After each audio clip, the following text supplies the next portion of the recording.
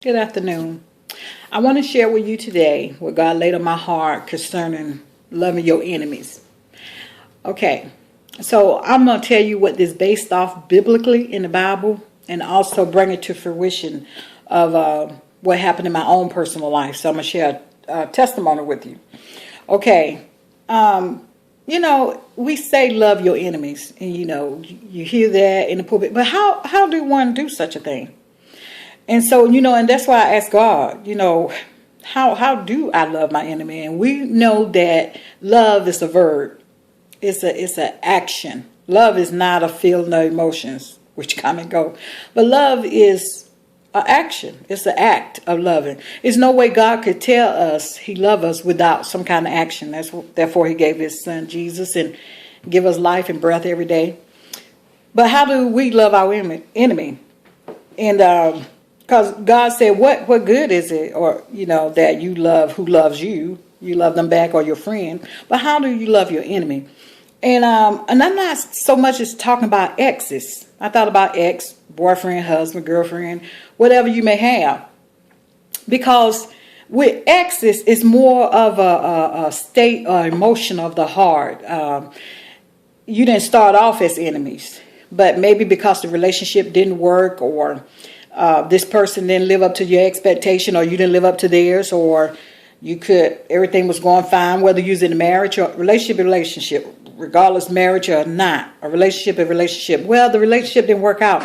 And so sometimes you blame that person because it didn't, or they did such and such. And they could have really did some really bad or low down things to you, but still, you wasn't enemy always, and everything in the relationship wasn't bad. Something was good that you held on to, and then again, just could be your feelings and emotion hold on to something that was no good. But I don't consider none of my exes as enemies because we didn't start off that way, and I don't wish them in the bad. And it could be now that I just forgave them over the years, but I still don't see them as enemies.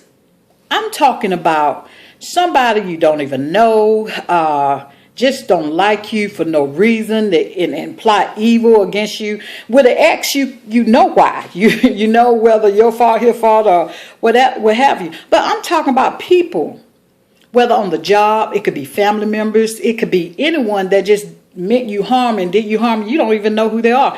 As a matter of fact, it'll be something like just somebody that you don't know. And for instance, on my job once, and I got to generalize this because I did sue this company, and I came out on top, and I won a 5-digit settlement, and don't ask me for any money because it's been and gone. But, so I got to generalize because they don't know if I'm talking about them. I could have sued somebody else for that matter. But I didn't do anything to this person, but for whatever reason, this person set out to sabotage my career or my character, and they made the mistake of doing things that were discriminate. Well, I was the EO representative in the military, so I knew my human rights. So I did it God way. I prayed about it. I got one of my sisters to help me pray through, Miss Mary. I won't call her last name. She know what I'm talking about. She's a true witness to this situation. And so I gave this person several times to get it right. First is like, okay, you calling out my name, you can't do that. And so it kept on happening. Okay, so this no longer a mistake. This is just you acting foolish. And you're recklessly acting because you hold a position. Now, I'm going to hold you accountable to your position. I respect your position, but I'm also going to hold you accountable for it because you have to act and do a certain way. And you can't violate people's human rights. I don't care what position you hold. So what I did, I prayed to God, and I said, God, shall I pursue this? Just like they did in the Bible before they went to battle. Men of God went to God, shall we pursue? And either God said yea or nay. And he told me, you shall. So I didn't even know about the EO representative and that back you up in Atlanta, in the Floyd building. It's a federal building, and that's your right. If your right been violated, you have a right to go to them. All this knowledge that I had, it had to come from God because I didn't know this. I'd never been in this situation before in the world, maybe in the civilian world. Military, yeah, I knew the chain of command where to go, but in the civilian world, I did not. So a lot of stuff that the Holy Ghost showed me, and I took step. And I said, God, now, I know you told me pursue. I had some people come to me that was coming on that person's behalf and said, you sure you want to do this? And I was like, God, I'm not questioning you. I just want to make sure. Can you show me a sign? As soon as I called the EO representative, the guy told me, he said, my name is Isaiah. I was like, that's enough for me. You ain't got to show me nothing. That's God. This is you. So to make a long story short, this person, I didn't do anything to, and that's what I'm talking about, your enemies.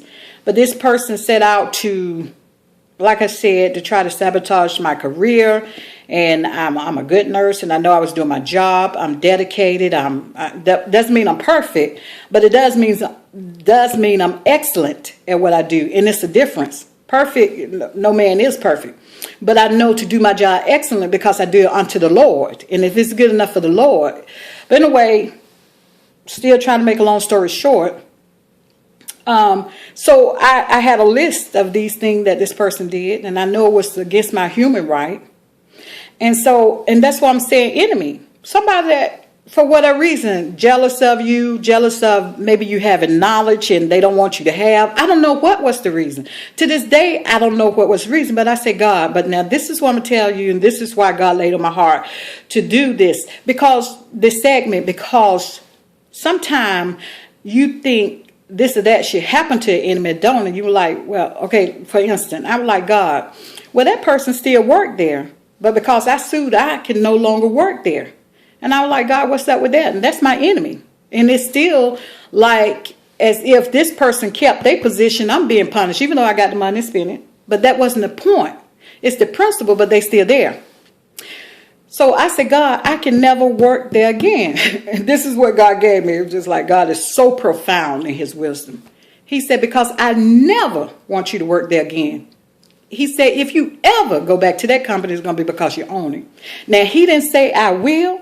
But what he's saying, you never will work under her again. He was like, stop limiting me. If anything, you will own that company. Stop thinking in terms that you got to be an employee there. Think in terms that you could be the owner of it. And I was like, okay, that sounds good to me. I got you, Lord. I won't limit you no more. Whatever you say, so be it. But anyway, so if you have an enemy that's constantly attacking you, you know you didn't do anything, I'm encouraging you to pray, go to God about it, because God is not a man that he shall lie. When he said he's going to make your enemy your footstool, and you know, he said, now don't recompense evil for evil, because the evildoer is going to be cut off. So don't you do what they're doing to you. You pray about it. I know it may hurt sometimes. And many times that I cried and I didn't understand why. I know God take her through trials and tribulation, but I was like, God, I work under this person. So that means I know I'm doing a good job, which make them look good. But God was just like, but your pay grade is at a level that maybe she didn't like. Well, you can't do nothing about that now. You may hold this position, but you don't have nothing to do. Okay, I ain't gonna go there. So my basis of talking to you about your enemy, loving your enemy, we're gonna use David, for example. Although God has sent Samuel the prophet, you know the story, and let David, he told Jesse, he will be the next king. Okay, but in doing so, he wasn't the king right then. It was just like God was preparing him for his position. He fought the lion, tiger, bear, whatever it was. And of course, he killed Goliath. And, Saul became jealous of him. Because people were saying Saul killed his 1,000, but David killed his 10,000. So, but this is how God got me to see it too. He turned it around. He said, now, you could see it as Saul saw David as his enemy. Because Saul knew David was anointed and was going to take the seat as being king. So, because I was like, here it is, David going to Saul singing, and whenever Saul sent for him, he would throw a spear at him. He would ask for David and let David sing songs to him or whatever. David, very talented musician, and he would sing for David. And then he'd end up throwing a spear at David, trying to kill David. David had to run for his life.